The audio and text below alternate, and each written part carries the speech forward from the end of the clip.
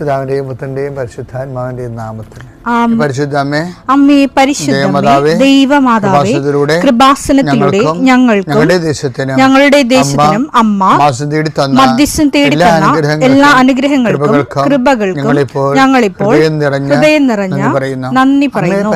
അമ്മേ, പരിശുദ്ധമ്മേ, ദൈവമാതാവേ, 2004 ഡിസംബർ 7 ഉച്ചകഴിഞ്ഞ് 2:30 കൃപാസനത്തിൽ സംഭവിച്ച അമ്മയുടെ പ്രത്യക്ഷപ്പെടലിനെ കുറിച്ച് തിരുസഭയ്ക്ക് സമർപ്പിച്ചിരിക്കുന്ന പഠനരേഖകളുടെ സഭാത്മകമായ പഠനം ആരംഭിക്കുവാൻ ഞങ്ങൾ പ്രാർത്ഥിക്കുന്നു. അമ്മേ, പരിശുദ്ധമേ, ഭൂസ്വർലോകങ്ങളുടെ രാജ്ഞിയായ അങ്ങേയ്ക്ക് ഭൗമസംരക്ഷണത്തിനായി പ്രപഞ്ചപ്രകൃതിയെ തന്നെ തിരുസഭ പ്രതിഷ്ഠിക്കുവാൻ ഈ പ്രത്യക്ഷീകരണം വഴി ഇടയാക്കണമേ. പരിശുദ്ധമേ, ജപമാല മാതാവേ, സകല കൃപാസനം പ്രാർത്ഥനയോടും ചേർത്ത് ഞങ്ങളിപ്പോൾ പ്രാർത്ഥിക്കുന്ന ഈ കുടുംബത്തിന്റെ പ്രത്യേക നിയോഗം പറ മക്കളെ.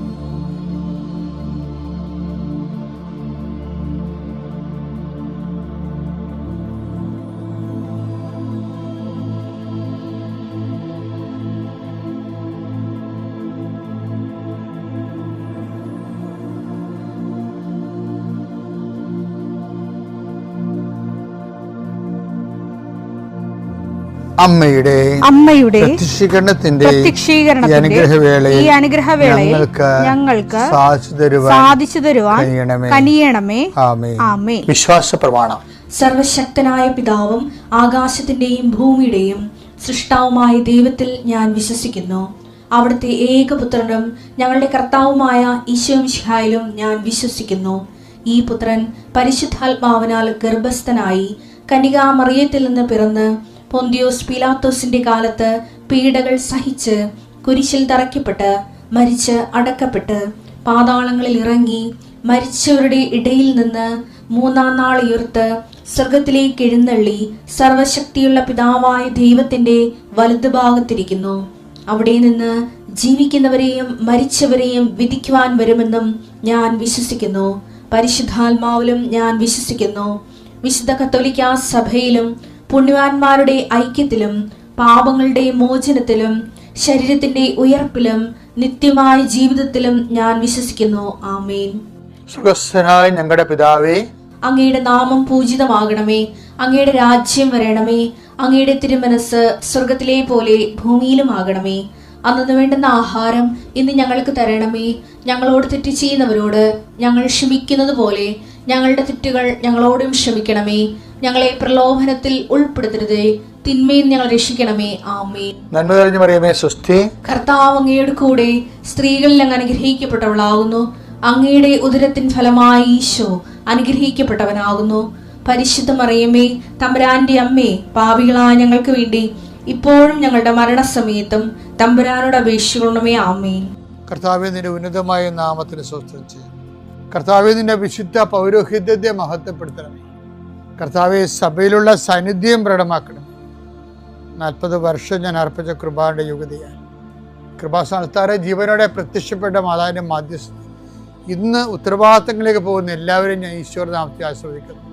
ജോലി, വീട്, വിവാഹം, ബാങ്ക്, പരീക്ഷ, പഠനം, ഇൻ്റർവ്യൂ, സ്ഥലമെടുപ്പ്, സ്ഥലം അളപ്പ്, വീട് വെക്കൽ, അപേക്ഷ കൊടുക്കൽ, ഇങ്ങനെ ആശുപത്രി പോക്ക്, ടെസ്റ്റ്, അതുപോലെ തന്നെ ബയോപ്സി, ഇങ്ങനെ എന്തെല്ലാം കാര്യങ്ങൾക്ക് വേണ്ടി നിൻ്റെ ദൈവപതിരെ നീ പോകുന്നുവോ, come with you wherever you go. നീ എവിടെ പോയാലും നിൻ്റെ കൂടെ ഞാൻ ഉണ്ടായിരിക്കും. നല്ല കർത്താവിൻ്റെ വാഗ്ദാന പ്രകാരം സഞ്ചാരി മാതാവ് സമയത്തിൻ്റെ അധികാരി നിൻ്റെ കൂടെ വരികയും നിൻ്റെ ഉദ്ദേശ ലക്ഷ്യങ്ങളെ ആശീർവദിക്കുകയും നീ അറിയാത്ത അവിചാരിതമായ അപകടങ്ങൾ, ആകസ്മിക സങ്കടങ്ങളിൽ നിന്ന് കർത്താവ് നിൻ്റെ യാത്രയുടെ ലക്ഷ്യത്തെ സംരക്ഷിക്കട്ടെ. പിതാവും പുത്രനും പരിശുദ്ധാത്മാവായ സർവ്വേശ്വര എന്നേക്കും ആമേൻ. എൻ്റെ പ്രിയപ്പെട്ടവരെ, വാഗ്ദാനം പ്രാപിക്കാനുള്ള പ്രക്രിയയുടെ ഒന്നാം ഘട്ടമാണ് നമ്മൾ ഇന്നലെ കണ്ടത്. എന്താണത്? ചെങ്കടൽ കടക്കുക. രണ്ടാമത്തെ ഘട്ടം എന്ന് പറയുന്നത് എന്താ വെച്ചാൽ സീനായ് മരുഭൂമിയാണ്. സീനായ് മരുഭൂമിക്കും നമ്മുടെ ഈ നമ്മുടെ ഉടമ്പടിയിലും ഇപ്പം സീനായ് മരുഭൂമിയില്ലേ, മരുഭൂമികൾ പലപ്പോഴും പല മരുഭൂമികളും നമ്മളായിട്ട് ഉണ്ടാക്കുന്നതാണ്. മരുഭൂമികൾ വെച്ച് കഴിഞ്ഞാൽ മരുഭൂമി എന്ന് പറഞ്ഞാൽ എന്താണ്? നമുക്ക് നമ്മുടെ ലക്ഷ്യം ഇങ്ങനെ നീണ്ടു പോവുകയും നമ്മുടെ പ്രയാണം സ്ലോ ഡൗൺ ആക്കുകയും ചെയ്യുന്ന ഘടകങ്ങൾ, അതാണ് ഈ മരുഭൂമിയുടെ ഒരു പ്രത്യേകത. ലക്ഷ്യം നീണ്ടു പോകുന്നു. ലക്ഷ്യം നീളുക മാത്രമല്ല, നമ്മുടെ മുന്നേറ്റം സ്ലോ ഡൗൺ ആക്കും. അതിൻ്റെ ഒരു കാരണം, അതിൻ്റെ വരുന്ന വിഷയം, അതുകൊണ്ടല്ല ഈ മരുഭൂമി 40 വർഷമൊക്കെ അവരെടുക്കണില്ലേ. 40 വർഷം എടുക്കാതെ ഈ വിഷയം കൈകാര്യം ചെയ്യാൻ പറ്റുമായിരുന്നു. ബൈബിൾ ഇടയ്ക്കിടയ്ക്ക് ഇവന് ഓർപ്പിക്കും, നീ ബേസിക്കായിട്ട് അഹങ്കാരിയാണ്, അതുകൊണ്ട് നിന്നെ എളിമപ്പെടുത്തുക. ഈ യഹൂദനായതുകൊണ്ട് വലിയ ഇന്ത്യക്കാരെ വല്ല വേണമെങ്കിൽ 40 വർഷം എടുക്കത്തില്ല. ഇന്ത്യക്കാർ ഞാൻ ഈജിപ്തിൽ നിന്ന് ഇസ്രയേലിലോട്ട് പുറപ്പെട്ടു പോയ പാർട്ടി വല്ല ഇന്ത്യക്കാരനെ വല്ല കാര്യത്തും കൊണ്ടുവരാം, അവന് 40 വർഷം എടുക്കത്തില്ല. കാരണം ഇന്ത്യക്കാരന് പൊതുവെ അഹങ്കാരം കുറവാണ്. ആവശ്യം വല്ലവരും എല്ലാം ഗെയിം അടിക്കുന്നല്ലാതെ ഈ ബ്ലഡിൽ അഹങ്കാരം ഇല്ല. അത് നമ്മളുടെ പ്രകൃതിയും പിന്നെ നമ്മുടെ ഒരു ആധ്യാത്മികതയും എല്ലാം കൂടി എൻ്റെ ഉണ്ട്. എൻ്റെ ഒരു സംശയം അത് നിശ്ചയിക്കാൻ പറ്റത്തില്ല. എന്തുകൊണ്ടാണ് ദൈവം നിങ്ങളെ തിരഞ്ഞെടുത്തത്? നിങ്ങൾ ഏറ്റവും ചെറിയ ഗണമായത് കൊണ്ടാണെന്ന് പറഞ്ഞില്ലേ? നിയമാവർത്തനം 7:7. നിയമാവർത്തനം 7:7. കർത്താവ് നിങ്ങളെ സ്നേഹിച്ചതും തിരഞ്ഞെടുത്തതും മറ്റു ജനതകളെക്കാൾ നിങ്ങൾ എണ്ണത്തിൽ കൂടുതലായിരുന്നതുകൊണ്ടല്ല, നിങ്ങൾ മറ്റെല്ലാ ജനതകളെയും ചെറുതായിരുന്നു. പഴയ നിയമത്തിൻ്റെ നിരീക്ഷണത്തിൽ വന്നിട്ടുള്ള ഒരു കാര്യമാണ്. അത് മോസസ്സാണ് എഴുതിയിരിക്കുന്ന കാരണമാണ് മോസസിന് ആ ഒരു രീതി ഒരു പെർസ്പെക്റ്റീവിൽ അത് ആ ഒരു ആംഗിളിൽ അത് അവതരിപ്പിക്കുന്നത്. മറ്റുള്ള ജനങ്ങളെക്കാൾ ഇവർ അഹങ്കാരികളായിരുന്നു. അതാണ് ഒരു കാര്യം. അതാണ് ഈ ജനതയെ ലോകത്തിലുള്ള എല്ലാ ജനതകളെക്കാളും അഹങ്കാരത്തിൽ കൂടുതലുള്ള ഒരു വർഗം. അതുകൊണ്ടാണ് ഇവരിൽ പ്രവർത്തിച്ച് വിജയിച്ച ബാക്കിയുള്ളവർക്കെല്ലാം ആപ്ലിക്കബിൾ ആവും. ഈ മരുഭൂമിയിൽ ഒന്നാമത്തെ മെസ്സേജ് എന്ന് പറയുന്നത് നിയമാവർത്തനം 2 എടുത്തേ. നിങ്ങളുടെ ദൈവമായ കർത്താവ് നിങ്ങളെ എളിമപ്പെടുത്താനും തന്റെ കൽപ്പനകൾ അനുസരിക്കുമോ ഇല്ലയോ എന്നറിയാൻ നിങ്ങളെ പരീക്ഷിച്ച് നിങ്ങളുടെ ഹൃദയ വിചാരങ്ങൾ മനസ്സിലാക്കാനും വേണ്ടി ഈ 40 സംവത്സരം മരുഭൂമിയിലൂടെ നിങ്ങളെ നയിച്ച വഴിയെല്ലാം നിങ്ങൾ ഓർക്കണം. അപ്പോൾ ഈ എളിമപ്പെടുത്തുക എന്നുള്ളതായിരുന്നു. അതാണ് ഞാൻ അഹങ്കാരം എന്ന് പറഞ്ഞത്. അപ്പോൾ ഈ നമ്മളെ ഉടമ്പടിയിൽ എല്ലാ വാഗ്ദാനം പ്രാപിക്കുമ്പോൾ, ഉടമ്പടി ഉപയോഗിക്കുമ്പോൾ അതിൻ്റെ ഒന്നാം ഘട്ടം ഇന്നലെ നമ്മൾ കണ്ടു. എന്താണ്? പാപം അതായത് പാപം കഴുകിക്കളയണം. പാപകരമായ ലൈഫ്, സംസാരം, രീതികൾ എല്ലാത്തിൽ നിന്നും ഗുഡ് ബൈ പറയണം. വാഗ്ദാനം പ്രാപിക്കാനുള്ള രണ്ടാം ഘട്ടം എന്താ? ഈ മരുഭൂമിയാണ്. എന്തിനാണത്? എളിമപ്പെടുത്താനാണ്. മരുഭൂമിയിൽ നമുക്കൊരു ഒരു വിഷയം, നമ്മുടെ മുന്നേറ്റം സ്ലോ ഡൗൺ ആവുകയും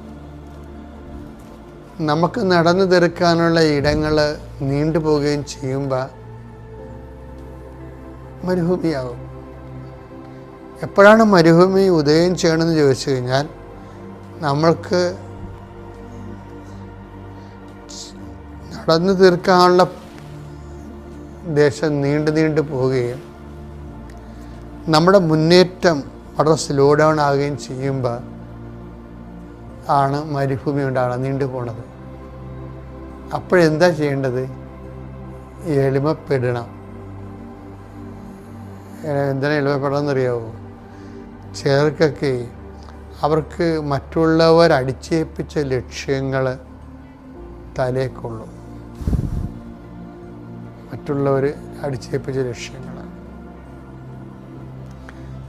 ആ ലക്ഷ്യങ്ങൾക്ക് വേണ്ടി ആരാണ് നിന്നെ, ഞാൻ ചിലപ്പോൾ സമയത്ത് ചോദിക്കുകയെ, എന്നോട് ഈ ആൾക്കാരിനെ കാണാൻ വരുമ്പോൾ ഞാൻ ചോദിക്കുകയും, ചിലരോട് പറയത്തില്ലേ, അച്ഛാ സ്ഥലം വിൽക്കണമെന്ന് പറയും, വീടും സ്ഥലം വിൽക്കണമെന്ന് പറയും. അപ്പം ഞാൻ ഉടനെ അവരോട് ചോദിക്കുകയെ, ഈ ആശയം ആരാണ് ആദ്യം പറഞ്ഞതെന്ന് ചോദിക്കും. അത് ഞാൻ തന്നെയാണ് പറഞ്ഞത്. നീ ഇങ്ങനെ സ്ഥലവും വീടും വിൽക്കാൻ വേണ്ടി കൃപാസനത്തിൽ വന്ന കാര്യം ആർക്കൊക്കെ അറിയാം? അതെനിക്ക് അറിയാൻ പാടില്ല. അവൾക്ക് അത് വിറ്റ് തുലച്ച് അവൾക്ക് കിട്ടിയ കാശം മേടിച്ചുകൊണ്ട് വിദ്യാഭ്യാസത്തിന് പോയി അവിടെ കണ്ട ആമ്പിള്ളേരോട് ഇവയ്ക്ക് പറഞ്ഞു വെച്ചേക്കുന്ന ചെറുക്കനോട് ലൈനടിച്ച് അവളവിടെ കാര്യം മാത്രമേ ഉള്ളൂ. വേറെ ആരുടെ പ്രശ്നം, ആരും തൂങ്ങിയാലും ഒരു പ്രശ്നമില്ല. അപ്പോൾ വീട്ടുകാർ പോലും അറിയാതെ തന്നെ വീട് സ്ഥലം വിൽക്കാൻ വേണ്ടി ഉടമ്പടി എടുത്തിരിക്കണേ. ഈ ആശയം എവിടുന്ന് കിട്ടി? അതെല്ലാം സ്വയംകൃത ചരിത്രമാണ്. സ്വയംകൃതം. ഈ സ്വയംകൃത നിയോഗക്കാരാണ് മരുഭൂമിയിലൂടെ കടന്നു പോണ പലപ്പോഴും. ഈ ആശയത്തിൻ്റെ അന്തസത്ത എങ്ങനെയാണ് അത് ഉരുത്തിരിഞ്ഞത്? അതിൻ്റെ ലക്ഷ്യം എന്താണ്? ആർക്കാണ് ഇതിൻ്റെ ബെനഫിറ്റ്സ്? ആരാണ് ഇതിൻ്റെ ബെനഫിഷ്യറി? ബെനഫിഷ്യറി. ഇതിൻ്റെ ബെനഫിഷ്യറി വേറെ ആരെങ്കിലും ഉണ്ടോ? വേറെ ആർക്കും അവകാശപ്പെട്ടതോ? ഞാൻ ഇങ്ങനെ 100,000 ചോദ്യങ്ങൾ എൻ്റെ മനസ്സിൽ വരും. അപ്പം ഞാൻ അവരോട് ചോദിക്കും, അത് കാര്യം എന്താണ്? ഇത് നടക്കത്തില്ലെന്ന് എനിക്കറിയാം. പിന്നെ ഇങ്ങനെ ഉടമ്പടി പുതുക്കി പോകാനേ പറ്റത്തുള്ളൂ. നടക്കാത്ത ലക്ഷ്യങ്ങൾ വെക്കുമ്പോൾ വെച്ച് കഴിഞ്ഞാൽ മറ്റുള്ളവരുടെ പള്ളക്കടിക്കണ, മറ്റുള്ളവരെ ചതിക്കുഴിപ്പെടുത്തണ ഒരു സാധനം ദൈവം അംഗീകരിക്കത്തില്ല. അപ്പം മരുഭൂമി ആരുണ്ടാക്കണതാണ്? നമ്മളുണ്ടാക്കണേ. അതേ ഞാൻ പറഞ്ഞത്. അതിനെന്താ മാർഗം? ആ ലക്ഷ്യത്തിൽ നിന്ന് നേരെ യൂട്ടേൺ എടുക്കുക. അതിന് എളിമ വേണം. നമ്മൾ മുന്നോട്ട് പോയ ഒരു സാധനമില്ലേ, അതിൽ നിന്ന് നമ്മൾ ഒരു നിമിഷം പിന്നാക്കം പോകണം. പിന്നാക്കം പോകുമ്പോൾ എന്തുപറ്റും? അതിനാണ് എളിമപ്പെടുന്നത് പറയണത്. നമ്മൾ എടുത്ത കടുത്ത നിലപാടുകളെ, അത് നമ്മുടെ അഹങ്കാരത്തിന് സൂപ്പ് കഴിക്കണ പോലെയുള്ള ഗുണമാണ് ഉണ്ടാക്കിയിരിക്കണേ. അതിൽ നിന്ന് നമ്മൾ യൂട്ടേൺ എടുക്കുന്നത്. യൂട്ടേൺ എടുക്കുമ്പോൾ ചോദിക്കരുത് നമ്മൾ അയ്യോ തെറ്റിപ്പോയെന്ന് പറയാനോ മറ്റുള്ള അറിയാനോ നമുക്ക് താല്പര്യമില്ല. അപ്പോൾ എന്താണ്? നമുക്ക് അഹങ്കാരം ഉള്ളതുകൊണ്ടാണ്. പക്ഷേ സമ്മതിച്ചുകൊണ്ട് നമ്മൾ പിന്നോട്ട് മാറിയ അതിനെ എളിമപ്പെടുന്നു പറയും. മരുഭൂമിയിലൂടെ ആ മരുഭൂമി നീണ്ടു പോകുമ്പോൾ ഓർക്കണം, ലക്ഷ്യം ചേഞ്ച് ചെയ്യണം നല്ലതായിരിക്കും. പിതാവിൻ്റെയും പുത്രൻ്റെയും പരിശുദ്ധാത്മാവിൻ്റെയും നാമത്തിൽ. അമ്മയുടെ പ്രത്യക്ഷീകരണത്തിൻ്റെ സാക്ഷിയാക്കി ഉയർത്തിയതിന് അമ്മയ്ക്കും തിരുക്കുമാരനും നന്ദി പറയുന്നു. എൻ്റെ പേര് അഞ്ജലി, ഇതെൻ്റെ ഹസ്ബൻഡ് പ്രമോദ്. ഞങ്ങൾ തിരുവനന്തപുരത്ത് നിന്ന് വരുന്നു. ഞാൻ ആദ്യമായി കൃപാസനത്തെക്കുറിച്ച് കേൾക്കുകയല്ല, എനിക്ക് പത്രം കിട്ടുകയാണ് ഉണ്ടായത്. അത് ഞാനൊരു പാർലർ നടത്തുന്നുണ്ടായിരുന്നു. അവിടെ എനിക്ക് ഒരു കുട്ടി കൊണ്ട് തരികയും, പക്ഷേ ഞാനതൊരു വിശ്വാസമില്ലാത്തത് കൊണ്ട് ഞാനത് വാങ്ങി, വന്നിച്ചില്ലെങ്കിലും നിന്ദിക്കരുതെന്ന് കരുതി ഞാനത് വാങ്ങി സൂക്ഷിച്ചു വെച്ചു. പക്ഷേ ഞാനത് വായിച്ചു നോക്കാനോ ഒന്നും പോയില്ല. അങ്ങനെ കുറേ നാൾ കഴിഞ്ഞ് എൻ്റെ അമ്മ ഡയാലിസിസിലേക്ക് വരികയും അങ്ങനെ ഞാൻ എൻ്റെ പാർലർ ക്ലോസ് ചെയ്യേണ്ടി വന്നു. അമ്മ എൻ്റെ കൂടെയായിരുന്നു ശുശ്രൂഷകൾക്കൊക്കെ ആയിട്ട്. അങ്ങനെ അപ്പോൾ ആ സമയത്ത് എൻ്റെ ഒരു അയൽവാസിയായ കുട്ടിയും എനിക്ക് കൃപാസനം പത്രം കൊണ്ടു തരികയും, പക്ഷേ ഞാൻ അപ്പോഴും വായിച്ചില്ല. പക്ഷേ ഞാൻ വാങ്ങി എൻ്റെ പൂജാമുറിയിൽ കൊണ്ടുവച്ചു. പക്ഷേ അമ്മ ആ മാസം തന്നെ ആ വർഷം 2019 അമ്മയും അച്ഛനും 2 മാസത്തെ വ്യത്യാസത്തിൽ മരിച്ചു പോവുകയും, അവരുടെ മരണത്തെ തുടർന്ന് എനിക്കൊരു ഇൻസെക്യൂരിറ്റി ഫീലിംഗ് തോന്നി. ഒരു ആരും ഇല്ലല്ലോ എന്നുള്ള തോന്നലും അതിലുപരി ഒരു മരണഭയമായിരുന്നു എനിക്ക്. കാരണം രാത്രി എനിക്ക് ഉറക്കമില്ല. കാരണം എനിക്ക് പിന്നീടുള്ളത് എൻ്റെ ഹസ്ബൻഡും മകനും മാത്രമാണ്. അപ്പോൾ രാത്രിയിൽ എന്താണെന്ന് വെച്ചാൽ ഞാനിങ്ങനെ എണീറ്റിട്ട് ഇവർക്ക് ശ്വാസമുണ്ടോ ജീവനുണ്ടോ ഇങ്ങനെ നോക്കി നടക്കുകയാണ് രാത്രിയിലും മൊത്തം. എനിക്ക് ഉറക്കമില്ല. അപ്പോൾ അങ്ങനെ ഒരു ദിവസം എനിക്കൊരു പനി വരികയും ഞാൻ ആ സമയത്ത് എപ്പോഴും എനിക്ക് പാട്ട് കേൾക്കുകയോ അല്ലെങ്കിൽ യൂട്യൂബിൽ എന്തെങ്കിലും കാണുകയോ ചെയ്യും വെറുതെ ഇരിക്കുമ്പോൾ.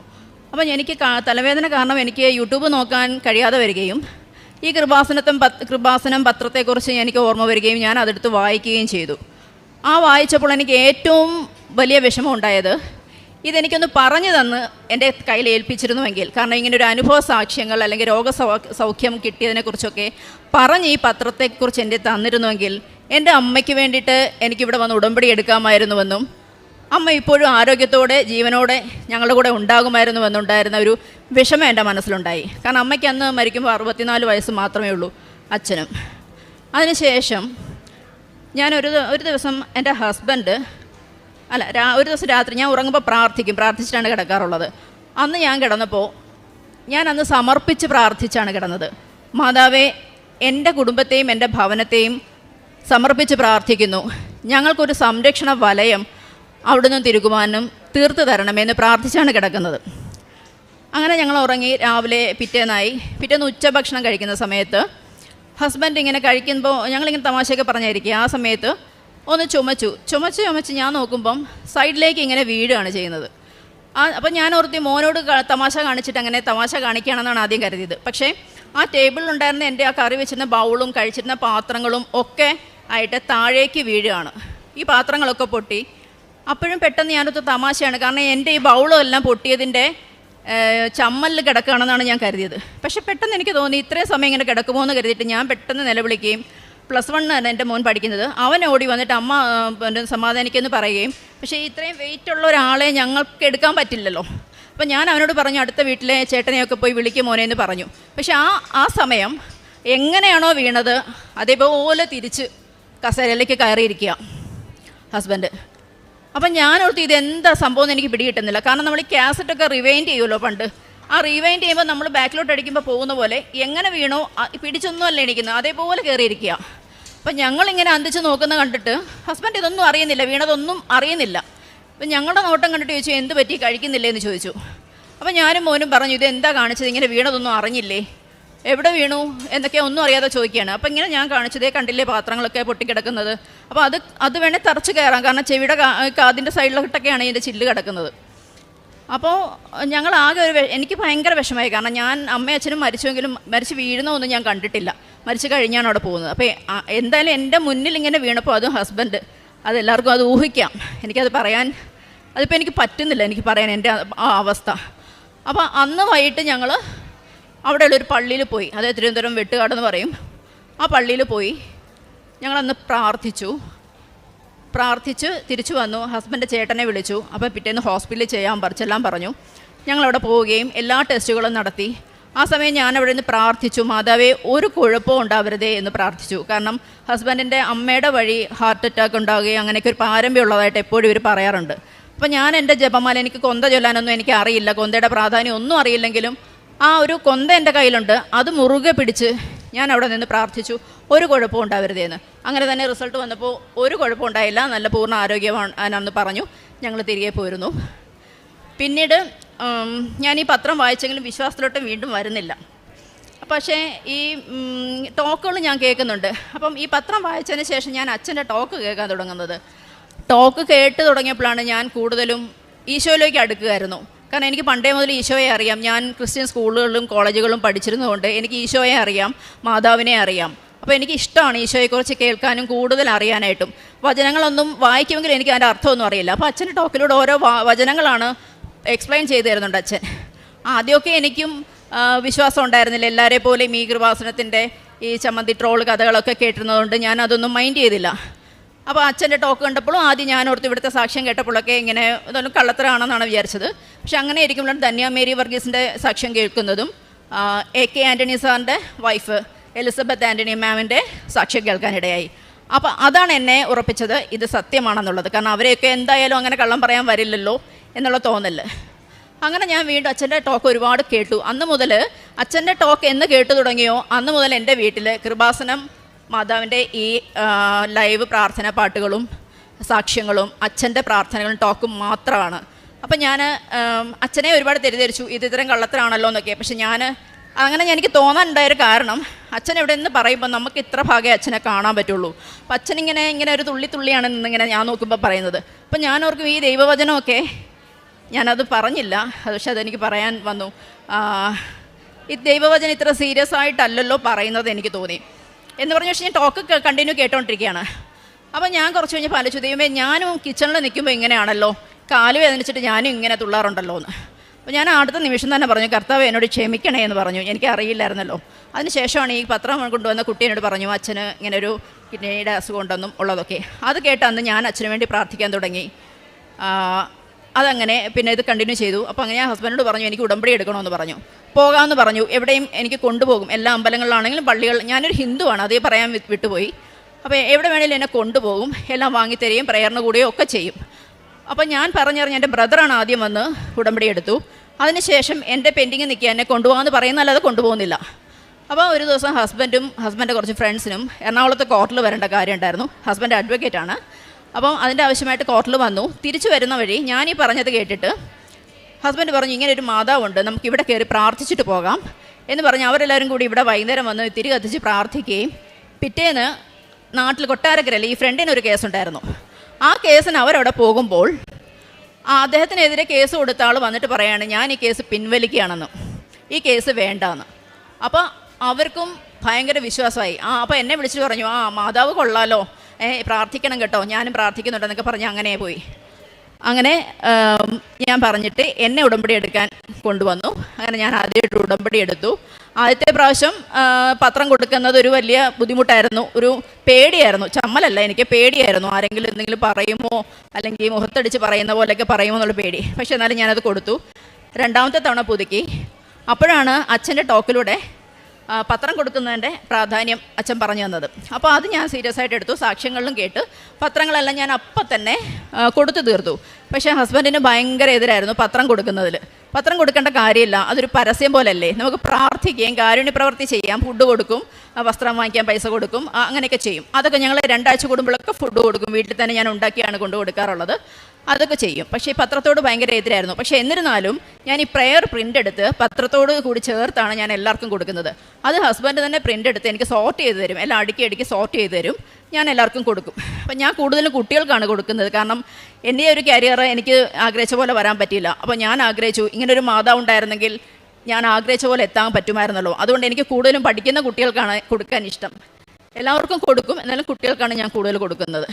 പിന്നീടുണ്ടായ അനുഭവം, ഫ്രണ്ടിൻ്റെ കാര്യം ഒരു അടയാളമായിരുന്നു. അത് ഹസ്ബൻഡിൻ്റെ മനസ്സിൽ അത് പതിഞ്ഞ് കിടന്നിരുന്നു. അത് കഴിഞ്ഞിട്ട് ഞങ്ങൾ മൂന്നാമതേ എനിക്ക് പുതുക്കണമെന്ന്. പക്ഷേ അച്ഛൻ്റെ ടോക്കിൽ പിന്നീടുണ്ടായിരുന്നത്, എനിക്ക് മാതാവാണെന്ന് ഇവിടെ അറിയില്ലായിരുന്നു. ഈ ഉടമ്പടി കേട്ടതിന് ശേഷമാണ് ഇവിടെ മാതാവാണെന്ന് എനിക്കറിയാവുന്നത്. അതും നെഞ്ചിൽ ഘടികാരമേറ്റിയ മാതാവാണെന്നുള്ളത് ഞാനിവിടെ സ്റ്റോക്ക് കേട്ടപ്പോഴാണ് എനിക്ക് മനസ്സിലായത്.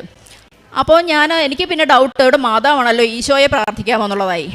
അപ്പോൾ അച്ഛൻ്റെ ടോക്കിലൂടെ തന്നെ ഈശോയെ പ്രാർത്ഥിക്കണം, നിങ്ങൾ മാതാവ് മാധ്യസ്ഥമാണ്, ഈശോയിലേക്കാണ് നിങ്ങളുടെ നിയോഗം എത്തുന്നത്. അങ്ങനെ ഓരോന്നും സ്റ്റെപ്പ് ബൈ സ്റ്റെപ്പായിട്ട് അച്ഛൻ ടോക്കിലൂടെ ഞാൻ പഠിക്കുകയായിരുന്നു. പരിശുദ്ധാത്മാവിനെ പ്രാർത്ഥിക്കാനും പിതാവിനെ പ്രാർത്ഥിക്കാനും പിതാവിൻ്റെ പ്രാധാന്യത്തെക്കുറിച്ചും ഒക്കെ എനിക്ക് അടയാളങ്ങൾ സഹിതം കിട്ടുകയും സംശയങ്ങൾ തീർത്തു തരുന്നത് അച്ഛൻ്റെ ടോക്കിലൂടെയായിരുന്നു. അച്ഛൻ പറഞ്ഞാൽ മാത്രമേ ഞാനിതിൽ വിശ്വസിക്കൂ എന്ന അവസ്ഥയിലാണ് ഞാൻ. അച്ഛൻ പറഞ്ഞാൽ മാത്രമേ ഞാൻ വിശ്വസിക്കൂ ഈ ഒരു പ്രാർത്ഥനയിൽ. അച്ഛൻ പറയുന്നത് പോലെ തന്നെ ഞാൻ പാലിച്ചു വരികയാണ്. അങ്ങനെ ഞങ്ങൾ മൂന്നാമത് എനിക്ക് ഉടമ്പടി പുതുക്കാനായിട്ട് ഞാനിവിടെ വന്നു, ഞാനും ബ്രദറും. പക്ഷേ എനിക്ക് അച്ഛനെ കാണണം എന്ന് പറഞ്ഞാൽ വന്നത്. കാരണം എനിക്ക് ഒരുപാട് അടയാളങ്ങളും വചനത്തിലൂടെയും സ്വപ്നത്തിലൂടെയും ഈശോ എന്നോട് സംസാരിക്കുകയാണ്. ഞാൻ കേട്ടിട്ടേ ഉള്ളൂ ബൈബിളിലൂടെ ഈശോ സംസാരിക്കുമെന്ന്. അപ്പം ഞങ്ങളുടെ വീട്ടിൽ കുറച്ച് പ്രോബ്ലംസ് ഉണ്ട്. പക്ഷേ ഇവിടുത്തെ സാക്ഷ്യങ്ങളൊക്കെ കേട്ടിട്ട് ഞങ്ങളുടെ പ്രോബ്ലത്തെ ഒന്നും ഞാൻ പ്രോബ്ലമേ ആക്കുന്നില്ല. കാരണം അത്രയ്ക്കുള്ള വലിയ പ്രോബ്ലം ഇല്ല, നമുക്ക് പരിഹരിക്കാം. അങ്ങനെ ഇരുന്നപ്പോൾ അച്ഛനെ കാണാൻ വന്നു. പക്ഷേ ഇവിടെ ഞാൻ ചോദിച്ചപ്പോൾ എൻ്റെ ഈ കാര്യത്തിന് ഇവിടുത്തെ റൂൾസ് അനുവദിക്കുന്നില്ല, തക്കതായിട്ടുള്ളൊരു കാരണമില്ല അച്ഛനെ കാണാൻ, അതുകൊണ്ട് ഇപ്പോൾ കാണാൻ സാധിക്കില്ല എന്ന് പറഞ്ഞു. അപ്പോൾ എനിക്കൊരു വിഷമം വന്നു. എങ്കിലും ഞാൻ തിരിച്ചു പോയപ്പം ഇവരൊക്കെ എന്നെ ഒന്ന് കളിയാക്കി. കാരണം അച്ഛനെ കാണാൻ പറ്റിയില്ലല്ലോ, ആ ഒരു കാരണം പറഞ്ഞു എന്നെ കളിയാക്കാൻ തുടങ്ങി. അപ്പോൾ എനിക്ക് വിഷമമായി. കാരണം ഞാൻ പ്രാർത്ഥിക്കുന്നത് എനിക്ക് വേണ്ടിയിട്ടല്ല, എൻ്റെ വീടിന് വേണ്ടിയിട്ടാണ്, എൻ്റെ ഹസ്ബൻഡിനും മകനും ബ്രദറിനും അങ്ങനെ മറ്റുള്ളവർക്ക് വേണ്ടിയിട്ടാണ് ഞാൻ പ്രാർത്ഥിക്കുന്നത്. എൻ്റെ ഒരു ആവശ്യവും ഞാൻ പറയാറില്ല. അപ്പോൾ ഞാൻ പതുക്കെ എനിക്ക് വിഷമമായി. ഞാൻ പറഞ്ഞു, മാതാവേ, എന്നെയല്ല നിന്നെയാണ് കളിയാക്കുന്നത്. ഇവിടെ വന്നപ്പോഴും എനിക്ക് സാക്ഷ്യമായിട്ടില്ല, അതുകൊണ്ട് അച്ഛനെ കാണാൻ പറ്റില്ല, അല്ലെ സാക്ഷ്യം പറയാൻ പറ്റില്ല എന്ന് പറഞ്ഞു. അതുകൊണ്ട് എനിക്ക് തക്കതായ സാക്ഷ്യം തന്ന് നീ എന്നെ തിരിച്ചു കൊണ്ടുപോയിക്കോ, അതുവരെ നിന്നെ ഞാൻ വിളിക്കില്ല എന്ന് പറഞ്ഞു. ഞാൻ പറഞ്ഞത് ഇങ്ങനെയാണ്, എൻ്റെ കൃപാസനം മാതാവേ എന്ന് വിളിക്കണമെങ്കിൽ നീ തന്നെ എനിക്ക് തക്ക സാക്ഷ്യം തന്ന് കൊണ്ടുപോകണമെന്ന് പറഞ്ഞു. അപ്പോൾ ഞാൻ അങ്ങനെ കുറച്ച് നാൾ പ്രാർത്ഥനയിൽ നിന്ന് മാറി നിന്നു. മാതാവിൽ പ്രാർത്ഥിക്കുമെങ്കിലും ഞാൻ കുറച്ച് മാറി നിന്നു. അപ്പോൾ എൻ്റെ അവിടെ ഒരു വീട്ടിൽ കൊച്ചൊരു അൾത്താര പോലെ ഞാൻ സെറ്റ് ചെയ്തിട്ടുണ്ട്. അപ്പോൾ അവിടെ ഞാനിങ്ങനെ നോക്കാതെ മൊത്തം പൊടിയടിച്ചൊക്കെ കിടക്കുകയാണ്. അപ്പോൾ എൻ്റെ മനസ്സിൽ ഭയങ്കര വിഷമമാണ്, ഇങ്ങനെ ക്ലീനായിട്ടൊക്കെ കിടക്കാത്തത് കൊണ്ട് എനിക്ക് ഭയങ്കര വിഷമം. പക്ഷേ ഞാൻ തിരിഞ്ഞു നോക്കുന്നതില്ല. പക്ഷേ അതേ സമയം തന്നെ ഹസ്ബൻഡ് അവിടെ പൂക്കൾ വെച്ച് പ്രാർത്ഥിക്കുകയും താഴെ പൂജാമുറിയിൽ പൂക്കൾ വെച്ച് പ്രാർത്ഥിക്കുകയൊക്കെ ചെയ്യുന്നുണ്ട്. അങ്ങനെ ഇരിക്കെ ഹസ്ബൻഡ് ഒരു ദിവസം ഓഫീസിൽ നിന്ന് വരികയാണ്. അതിന് മുമ്പായിട്ട് ഞാൻ ഇങ്ങനെ പ്രാർത്ഥിച്ചു, മാതാവിനെ നോക്കിയിട്ട് എനിക്ക് ഭയങ്കര വിഷമം. ഡിസംബർ 7 വന്നപ്പോൾ മാതാവിൻ്റെ ദിവസമാണല്ലോ. അപ്പോൾ അതിന് മുമ്പൊക്കെ ഞാൻ മാതാവിൻ്റെ ആ ദിവസം ആൾക്കാരെ മുല്ലപ്പൂവൊക്കെ വെച്ച് മാതാവിനെ അലങ്കരിക്കും. ഡിസംബർ 25 ഞാൻ ഈശോയ്ക്ക് ഇങ്ങനെ കേക്ക് വയ്ക്കുകയും മെഴുത്തിരി കത്തിച്ച് പ്രാർത്ഥിക്കുകയും കൊന്ത ചൊല്ലുകയും ഞാൻ അഖണ്ഡ ജപമാലയൊക്കെ ഇതിനിടയ്ക്ക് ചൊല്ലി ഒറ്റയ്ക്ക് തന്നെ അങ്ങനെയൊക്കെ ചെയ്തു. അപ്പോൾ അതൊന്നും നടക്കാത്തതുകൊണ്ട് എനിക്ക് ഭയങ്കര വിഷമമായി. ഈ ഡിസംബർ ലാസ്റ്റാണ് എൻ്റെ മനസ്സ് ഭയങ്കര വിഷമം. അങ്ങനെ ഒരു ദിവസം ഞാൻ ടെറസിൽ പോയി തുണിയൊക്കെ വിരിച്ചിട്ട് തിരിച്ച് കയറി വന്നപ്പോൾ ഈ മാതാവിനോട്ട് എൻ്റെ നോട്ടം പോയി. അപ്പോൾ ഞാൻ കരഞ്ഞു. ഞാൻ പറഞ്ഞു, മാതാവേ, ഞാനല്ലല്ലോ, ഞാൻ ഇപ്പോഴും പറയുന്നു, നീയല്ലേ എന്നെ ഇങ്ങനെ ആക്കിയത്. എൻ്റെ കൃപാസനം മാതാവെന്ന് വിളിക്കണമെങ്കിൽ നീ തന്നെ തക്ക സാക്ഷ്യം തന്ന് എന്നെ കൊണ്ടുപോകണം എന്ന് പറഞ്ഞു. പക്ഷേ അപ്പോഴും ഞാനവിടെ ക്ലീൻ ചെയ്യാനൊന്നും പോയില്ല. അപ്പം ഞാൻ എൻ്റെ വീട് പോലും അങ്ങനെ പ്രോപ്പറായിട്ട് ഒന്നും ചെയ്യാൻ എനിക്കൊരു ഉത്സാഹമില്ല ശരിക്കും പറഞ്ഞാൽ. അങ്ങനെ ഒരു ദിവസം ഓഫീസിൽ നിന്ന് ഹസ്ബൻഡ് ഭയങ്കര വിഷമിച്ച് വരുന്ന കണ്ടു. ഞാൻ ചോദിച്ചു, എന്ത് പറ്റി? ഒരു കേസുണ്ടെന്ന് പറഞ്ഞു. ഞാൻ പറഞ്ഞു, അഡ്വക്കേറ്റിന് ഒരു കേസ് വന്നപ്പോൾ എന്താ സങ്കടപ്പെടാൻ, ഇതിന് മാത്രം എന്ത് കേസാണെന്ന്. അപ്പോൾ പറയാണ്, പുള്ളിക്ക് വാദിക്കാനുള്ളതല്ല, പുള്ളിക്കൊരു കേസ് വന്നു. അത് 10 വർഷം മുമ്പ് പുള്ളിയുടെ ഒരു ക്ലയൻറ്റിന് ഒരു ലീഗൽ സഹായം ചെയ്തതിൻ്റെ ഭാഗമായിട്ട് അവരെ എതിർകക്ഷികൾ ഈ ക്ലയൻറ്റിന് എതിരെ കൊടുത്ത കേസിൽ ഇദ്ദേഹത്തെയും കൂടെ പ്രതി ചേർക്കപ്പെട്ടു. സത്യം പറയാലോ, ആദ്യം ഞാനൊന്ന് ഞെട്ടിയെങ്കിലും നെക്സ്റ്റ് മൊമെൻറ്റ് ഞാൻ ഉള്ളിൽ പൊട്ടിച്ചിരിച്ചു. അതാണ് ഉണ്ടായത്. സത്യം പറയാൻ ഞാൻ ഈ ആൾക്കാരിൽ നിന്ന് മാതാവിനെ സാക്ഷ്യപ്പെടുത്തി പറയുക, അങ്ങനെ ചിരിക്കണമെങ്കിൽ, സ്വന്തം ഹസ്ബൻഡിന് ഒരു കേസ് വന്ന് ഹാജരാകണമെന്ന് കേട്ടിട്ട് ചിരിക്കണമെങ്കിൽ അത് അമ്മ മാതാവിൻ്റെ കുഞ്ഞായിരിക്കണം. അമ്മ മാതാവിൻ്റെ മകൾക്ക് മാത്രമേ കഴിയുള്ളൂ. ഞാനപ്പോഴും മാതാവിനോട് പ്രാർത്ഥിക്കും, മാതാവേ, എൻ്റെ അമ്മ മരിച്ചുപോയി, ഞാൻ ആ വീട്ടിലേക്ക് പോയിട്ടേ ഇല്ല, എന്നെ നോക്കിയിരിക്കാൻ ഒരു അമ്മയില്ല എനിക്ക്, ഇതെൻ്റെ അമ്മ വീടാണ്, എനിക്ക് ഓടി വരാൻ എനിക്കൊരു വീട് വേണം, കൃപാസനം എൻ്റെ അമ്മ വീടാണ്, എൻ്റെ അമ്മ ഞാൻ വരുമ്പോൾ ഇവിടെ എനിക്ക് നോക്കിയിരിക്കാൻ എൻ്റെ അമ്മ ഇവിടെ ഉണ്ടാകണം, അതിനെന്നെ കൊണ്ടുപോകണം, അതിന് അമ്മ എനിക്ക് വഴിയൊരുക്കിയതാണെന്ന് എൻ്റെ മനസ്സിൽ പറഞ്ഞു.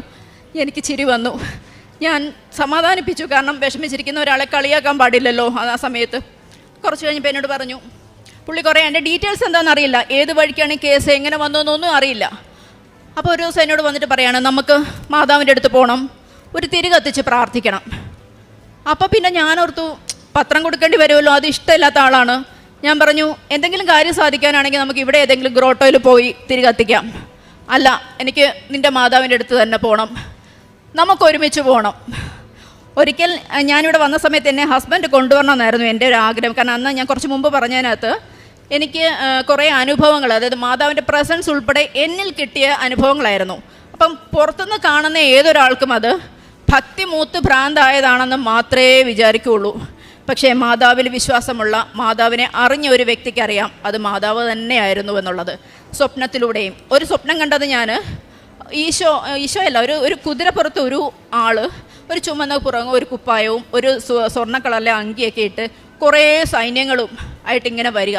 അതൊരു പിക്ചറല്ല, സൈന്യം ഇങ്ങനെ വരികയാണ് എൻ്റെ സ്വപ്നത്തിൽ. ഞാനപ്പോൾ ഓർത്ത് ഓൾറെഡി ചില പ്രശ്നങ്ങൾ വരുന്നുണ്ട്, ഇനി ഏത് പ്രശ്നമാണ് ഈ പടപിടിച്ച് വരുന്നതെന്ന് ഞാനിങ്ങനെ ചിന്തിച്ചു. അപ്പോൾ ഞാൻ പറഞ്ഞു, ബൈബിൾ എന്നോട് സംസാരിക്കുമെന്ന്. അപ്പം ഞാൻ പിറ്റേന്ന് പ്രത്യക്ഷീകരണ പ്രാർത്ഥന കഴിഞ്ഞിട്ട് ഞാൻ ഈശോയോട് ചോദിച്ചു, ഈശോയെ, ഞാനിങ്ങനെ ഒരു സ്വപ്നം കണ്ടു, അതിൻ്റെ അർത്ഥം എന്താണെന്നൊന്നും എനിക്കറിയില്ല, എന്തെങ്കിലും പ്രശ്നങ്ങളാണോ എന്ന്. ഞാൻ എന്നിട്ട് ആ ബൈബിള് തുറന്നൊരു വചനം കിട്ടിയത് ഇങ്ങനെയായിരുന്നു, സൈന്യങ്ങളുടെ രാജാവായ കർത്താവ് നിനക്ക് വേണ്ടി പോരാടും. അങ്ങനെ ഒരു മീനിങ്ങാണ് എനിക്ക് കറക്റ്റ്, എനിക്ക് ഓർമ്മയില്ല, അങ്ങനെ ഒരു വചനമാണ് എനിക്ക് കിട്ടിയത്. പിന്നീട് മാതാവിനെ ഞാൻ ചോദിച്ചു, മാതാവേ എല്ലാവർക്കും സ്വപ്നത്തിൽ വരുന്നു, എനിക്ക് സ്വപ്നത്തിൽ വരുന്നില്ലല്ലോ, എൻ്റെ ദൈവങ്ങളൊക്കെ എനിക്ക് സ്വപ്നത്തിൽ വരുന്നുണ്ട്. അങ്ങനെ ഞാൻ ചോദിച്ചപ്പോൾ എനിക്ക് നമ്മുടെ ഫ്രണ്ടിൽ 13-ാം കൗണ്ടറിലെ മാതാവിൻ്റെ അതേ മാതാവ്, ആ മാതാവിൻ്റെ ചോട്ടിൽ കിടന്ന് ഞാൻ ഉറങ്ങുന്നതായിട്ട്, അപ്പോൾ മോൻ എന്നെ പ്രയറിന് വേണ്ടിയിട്ട് വിളിക്കുകയാണ്. അതാണ് എനിക്ക് മാതാവ് മാതാവ് സ്വപ്നത്തിൽ പ്രത്യക്ഷപ്പെട്ട ഒരു സ്വപ്നം. പിന്നെ വേറൊരു സ്വപ്നം ഉണ്ടായത്, മാതാവ് സർപ്പത്തെ ചവിട്ടി നിൽക്കുന്ന മാതാവാണ് എൻ്റെ വീട്ടിൽ ഞാൻ വെച്ച് പ്രാർത്ഥിക്കുന്നത്.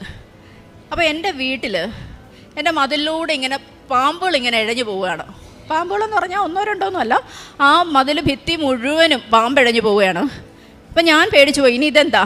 അപ്പം നെക്സ്റ്റ് കാണുന്നത് മാതാവിൻ്റെ മുട്ട് മുതൽ താപ്പോട്ട് മാതാവ് ഒരു സർപ്പത്തേൻ്റെ തല ചവിട്ടി പൊട്ടിക്കുന്നതായിട്ടാണ്. അപ്പോൾ അങ്ങനെ ഞാൻ കേട്ടിട്ടില്ല, ചവിട്ടി നിൽക്കുന്നതേ കണ്ടിട്ടുള്ളൂ. അത് ഞാൻ ഗൂഗിളിലാണ് ഞാൻ നോക്കിയത് അതിൻ്റെ അർത്ഥം. അപ്പോൾ പറഞ്ഞു നെഗറ്റീവ് എനർജീസ് അല്ലെങ്കിൽ സാത്താനിക ശക്തിയെ പൊട്ടിച്ച് കളയുന്നതായിട്ടാണ് എനിക്ക് കിട്ടിയത്. അപ്പോൾ അങ്ങനെ ഒരുപാട് സ്വപ്നങ്ങളും പ്രസൻസും കിട്ടിയപ്പോൾ ആണ് ഇവർ കളിയാക്കാൻ തുടങ്ങിയത്. അപ്പോൾ അതാണ് എനിക്ക് അങ്ങനത്തെ അനുഭവങ്ങളാണ്, അല്ലാതെ എനിക്ക് രോഗസൗഖ്യം എന്ന് പറയാനായിട്ടോ അങ്ങനെ പറയാനായിട്ടുള്ള ഇതൊന്നുമല്ല. ബൈബിൾ വചനത്തിലൂടെയാണ് എനിക്ക് ഇത് കിട്ടുന്നത്. അപ്പോൾ അങ്ങനെ ഞാൻ പറഞ്ഞു നിർത്തിയത് ഹസ്ബൻഡിൻ്റെ കേസിനെ കുറിച്ചാണ്. അപ്പോൾ അങ്ങനെ ഈ 10 വർഷം മുമ്പുണ്ടായ കേസിൻ്റെ പേരിൽ ഇദ്ദേഹത്തെയും പ്രതി ചേർക്കുകയും ഡീറ്റെയിൽസ് കിട്ടിയില്ല. അങ്ങനെ ഇവിടെ വരാൻ തീരുമാനിച്ചു.